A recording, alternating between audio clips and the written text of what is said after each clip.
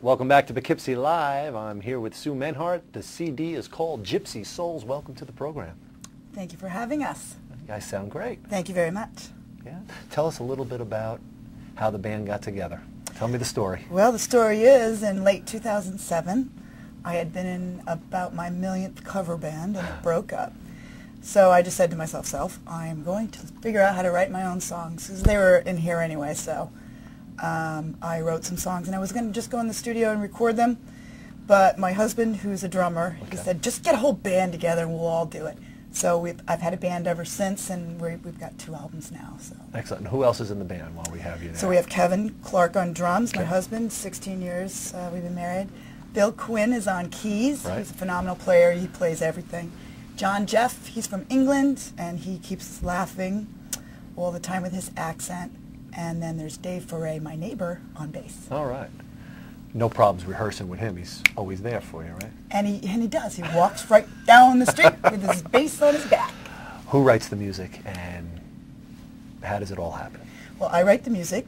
So I get a lot of my inspiration from my everyday life, which is going to work every day and sitting in an office, which is driving me nuts. So I get a lot of inspiration from there. I do a lot of the worker bee type songs. The first album has a song called Working Girl, actually. And I just try to, for some reason I'm writing songs that people are relating to, because a lot of people have to go to work every day. So That's good. Now, I read in your jacket, a lot of people compare you to a few people. Lucinda Williams is one of them, and Bruce Springsteen the other. Tell us a little bit about why they say that. Lucinda, because of the way I sing, Okay. kind of like down to earth and no frills really.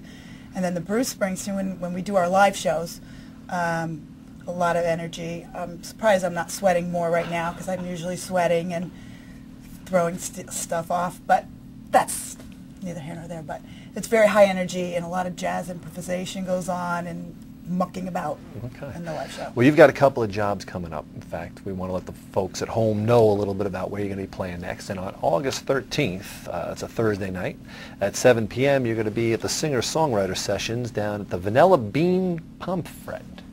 And that's in Connecticut. And on August 14th, Friday at 9 p.m., you're going to be at Sneakers in Groton, Connecticut. That's right. Looking forward to those gigs, I'm sure.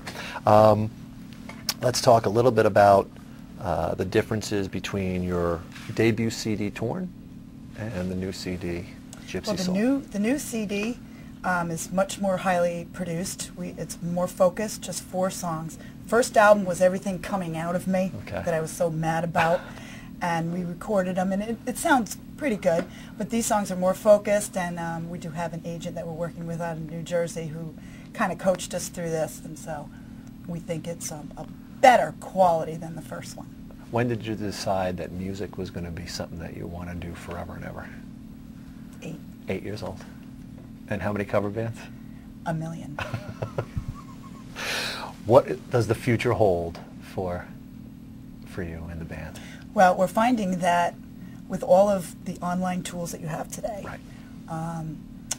Facebook, Twitter, MySpace, websites, email lists, we can grab people. We've got people in Norway, Australia, England that actually kind of know us because we talk online, and they buy our stuff. If they could come to the shows, they would. We have a lot of people locally who come to the shows and actually spread the word about us. We actually have gotten to the point where we don't even have to market ourselves in the local area anymore. People do it for us, which is really quite shocking and amazing and cool. If you had to recommend any particular way of promoting yourself to other bands that are watching out there, what would you say the best way to do it is? I would say, first of all, you got to start with good songs. Right. If your songs aren't any good, nobody's going to care. Well, everybody thinks their songs are good. I know, but if you... They don't know until they play them for other people, and they say, hey, those are good songs. If you have good songs, and then get yourself a Facebook band page, a MySpace page, and start talking to people one-on-one, and they feel that they know you, and then they connect with you, then they connect with your music, and then they go buy it. It's amazing. So you think online's the way to go? Oh, yeah. All right. What do we got coming up in the next set? We have a song for the troops, right?